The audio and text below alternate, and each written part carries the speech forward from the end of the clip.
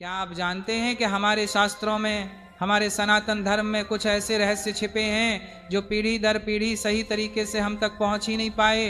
कुछ ऐसी बातें जो अगर सही समय पर और सही तरीके से जान ली जाए तो इंसान का भाग्य बदल सकती हैं। आज मैं आपको एक ऐसी ही गुप्त बात बताने जा रहा हूं, एक ऐसा रहस्य जो आपके जीवन से कंगाली और दरिद्रता को हमेशा के लिए मिटा सकता है। यह रहस्य जुड़ा है एक विधवा स्त्री से, एक ऐसा इंसान जिसे समाज अक्सर दया और कभी कभी उपेक्षा की नजर से देखता है। लेकिन हमारे पूर्वज, हमारे श्री मुनि यह जानते थे कि एक विधवा स्त्री के भीतर एक ऐसी शक्ति छिपी होती है जो किसी वरदान से कम नहीं। आज हम जानेंगे कि किसी भी विधवा स्त्री से बिना उसे बताए चुपके से बस एक छोटी सी चीज कैसे मांग लेनी है। और अगर आपने ये कर लिया तो यकीन मानिए आपके जीवन में धन की ऐसी वर्षा होगी जिसकी आपने कभी कल्पना भी नहीं की होगी। आपकी तिजोरी कभी खाली नहीं होगी और आपके घर में मां लक्ष्मी का स्थायी वास हो जाएगा। इस प्रवचन को अंत तक बहुत ध्यान से देखिएगा, क्योंकि यह कोई साधारण टोटका या उपाय नहीं है। यह कर्म और भाग्य का एक बहुत गहरा रहस्य है जो आज मैं आपके सामने उजागर करने जा रहा हूं। तो चलिए मेरे साथ इस रहस्यमय यात्रा पर चलिए और जानिए कि वह एक चीज क्या है जो एक विधवा स्त्री से चुपके से मांग लेने पर आपकी किस्मत बदल सकती है। हमारे हिंदू धर्म में हर रिश्ते का, हर इंसान का एक विशेष स्थान है। हर किसी के भीतर ईश्वर का एक अंश है। लेकिन कुछ अवस्थाएं ऐसी होती हैं जब इंसान का ईश्वर से जुड़ाव बहुत गहरा हो जाता है। जब कोई स्त्री अपना सर्वस्व, अपना सिंदूर, अपना सुहाग खो देती है तो वह एक ऐसे अग्नि से तप कर निकलती है जो उसे साधारण से असाधारण बना देती है। समाज की नजर में वह बेचारी हो सकती है, अकेली हो सकती है, लेकिन आध्यात्मिक दृष्टि से वह बहुत शक्तिशाली हो जाती है। उसका तप, उसका त्याग, उसका मौन, उसकी हर एक सांस में एक ऐसी ऊर्जा घुल जाती है जो किसी भी योगी या तपस्वी से कम नहीं होती। उसका बाहरी श्रृंगार उतर जाता है लेकिन उसका भीतरी तेज कई गुना बढ़ जाता है। जब हम धन की बात करते हैं तो अक्सर हमारा ध्यान बड़ी बड़ी चीजों पर जाता है, सोना, चांदी, हीरे, जवाहरात। हम सोचते हैं कि मां लक्ष्मी को प्रसन्न करने के लिए बड़े बड़े अनुष्ठान करने होंगे, महंगे महंगे दान देने होंगे, लेकिन हम ये भूल जाते हैं कि ईश्वर भाव के भूखे हैं, दिखावे के नहीं। मां लक्ष्मी भी वही वास करती हैं जहां कर्मों की शुद्धता होती है, जहां मन में मैल नहीं होता और जहां किसी तपस्वी का आशीर्वाद होता है। और एक विधवा स्त्री जिसने अपने जीवन का सबसे बड़ा दुख झेला है, जिसका मन संसार की मोह माया से काफी हद तक विरक्त हो चुका है, वह किसी चलती फिरती तपिणी से कम न दुख कर मुक्ति परिवार का मान होता है और बार परिश्रम पर नहीं है। उसके भीतर का वैराग्य ही उसकी सबसे बड़ी शक्ति है। तो अब सवाल यह उठता है कि ऐसी स्त्री से हमें क्या मांगना चाहिए? क्या हमें उनसे धन मांगना चाहिए या कोई वस्तु? नहीं, ये सब बहुत छोटी चीजें हैं। अगर आप उनसे ये सब मांगेंगे तो आपको शायद वो मिल भी जाए, लेकिन उसका प्रभाव क्षणिक होगा। हम जिस चीज की बात कर रहे हैं वो भौतिक नहीं, आध्यात्मिक है। वो एक ऐसी चीज है जो सीधे आपके भाग्य पर असर करती है। आपको विधवा स्त्री से जो मांगना है वो उसके दुखों का एक छोटा सा अंश है। चौंक गए ना आप सोच रहे होंगे कि भला कोई किसी से दुख क्यों मांगेगा? हम तो मंदिरों में जाकर ईश्वर से अपने दुखों को दूर करने की प्रार्थना करते हैं, तो फिर किसी के दुखों का अंश मानकर हमें अमीरी कैसे मिल सकती है? यही तो वह रहस्य है जिसे बड़े बड़े ज्ञानी और पंडित भी नहीं समझ पाते।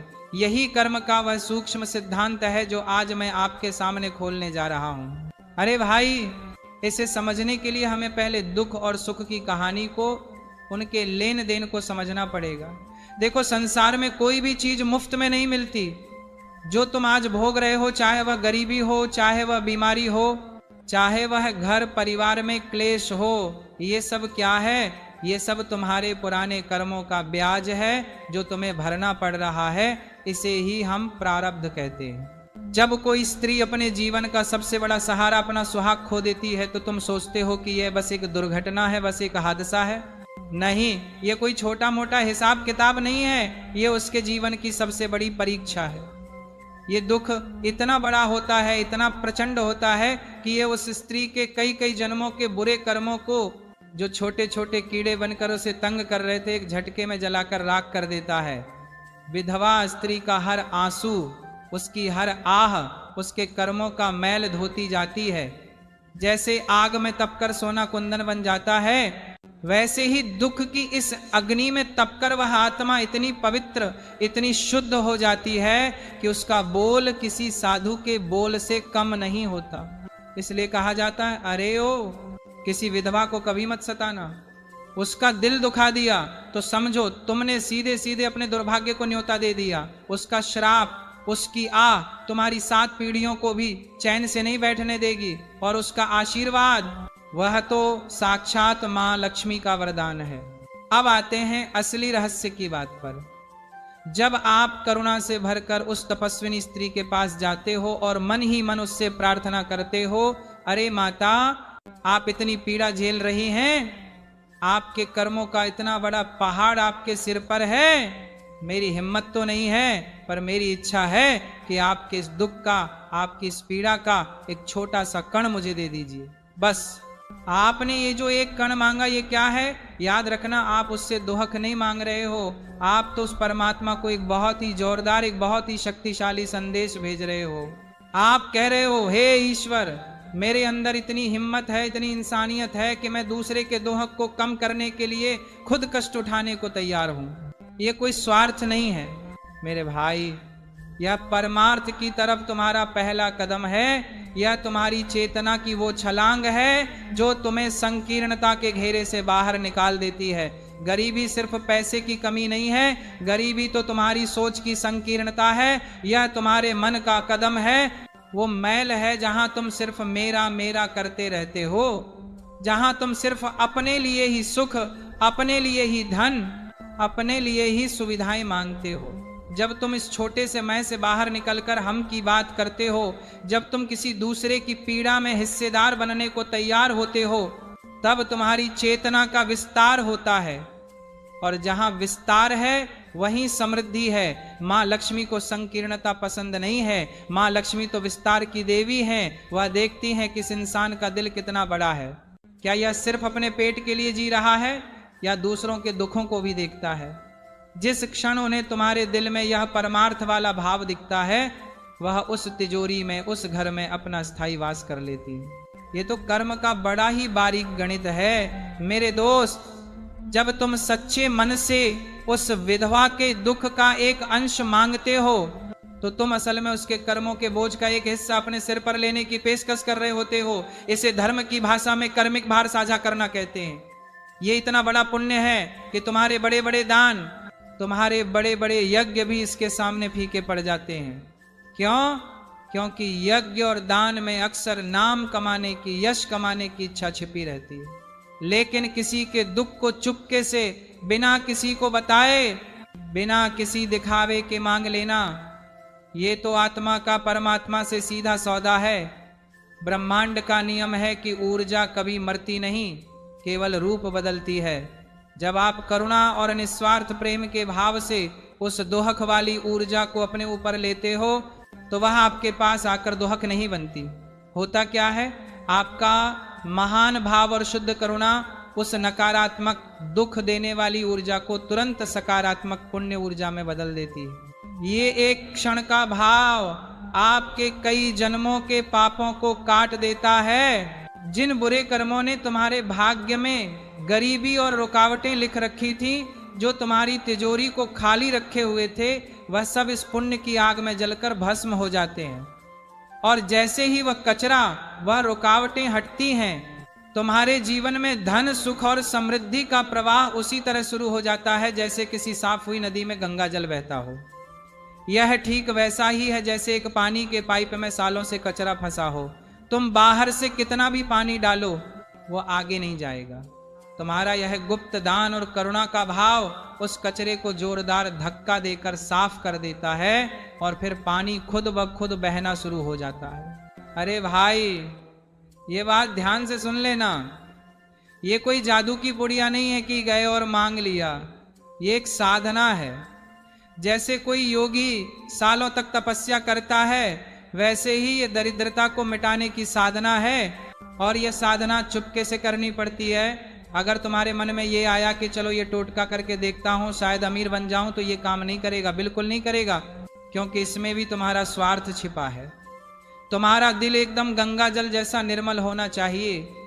उस स्त्री के प्रति तुम्हारे दिल में सच्ची करुणा और सम्मान होना चाहिए। उन्हें सिर्फ एक बेचारी स्त्री नहीं, बल्कि त्याग और तप की जीती जागती मूर्ति समझो, उनकी पीड़ा को महसूस करो। जब उनकी हालत देखकर तुम्हारे रोम रोम में करुणा जाग जाए, जब आंखों में सचमुच आंसू आ जाएं, तभी समझना कि तुम इस गुप्त क्रिया के लिए तैयार हो। सबसे पहले अपने आसपास किसी ऐसी विधवा माता या बहन को ढूंढो जो सचमुच अभाव में जी रही हो, या जो बहुत ही सात्विक और धार्मिक जीवन जीती हो।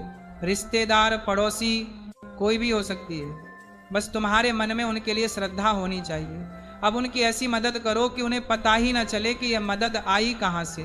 उनके घर चुपके से महीने भर का राशन रखवा दो। किसी तीसरे इंसान के हाथ से उन्हें लिफाफे में पैसे भिजवा दो, और उस इंसान को भी कहो कि तुम्हारा नाम न ले। अगर उनके बच्चे हैं तो किसी स्कूल में जाकर उनका नाम लिए बिना उनकी फीस भरवा दो।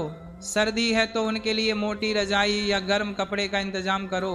याद रखो, दान छोटा हो या बड़ा ये जरूरी नहीं, जरूरी है उसे गुप्त रखना। जिस दान का ढिंढोरा पीटा जाता है, उसका पुण्य, उसका फल उसी क्षण हवा हो जाता है। गुप्त दान का फल अनंत होता है। जिस पल तुम यह मदद कर रहे हो, चाहे तुम खुद उनके घर के बाहर सामान रख रहे हो या किसी को भेज रहे हो, बस उसी क्षण आंखें बंद करो और पूरे हृदय से, पूरे भाव से यह प्रार्थना करो, हे जगत जननी के स्वरूप, हे माँ, मैं आपके त्याग और आपके तप को नमन करता हूँ। मैं जानता हूँ कि आपने जीवन की सबसे बड़ी अग्नि परीक्षा दी है। माँ, मैं आपके इस दोहक, आपकी इस पीड़ा को महसूस कर सकता हूँ। मैं आपके बोझ को थोड़ा हल्का करना चाहता हूँ। मुझ पर यह कृपा करें कि आपकी इस पीड़ा का, आपके इस दोहक का बस एक कण मात्र, एक छोटा सा अंश मुझे प्रदान करें। मैं उसे अपने सौभाग्य के रूप में स्वेच्छा से स्वीकार करता हूँ। मैं आपके दुहक में भागीदार बनता हूँ ताकि आपका जीवन थोड़ा सरल हो जाए। बस इतनी सी प्रार्थना। ये प्रार्थना ही वह मांगना है जिसकी बात मैंने शुरू में की थी। आप उनसे धन नहीं मांग रहे, आप उनसे सुख नहीं मांग रहे, आप तो उनके दुख में हिस्सा मांग रहे हैं। और यही वह मांग है जो आपको दुनिया का हर सुख दिलाएगी। भक्तों बोलिए राधे राधे, जय श्री कृष्णा।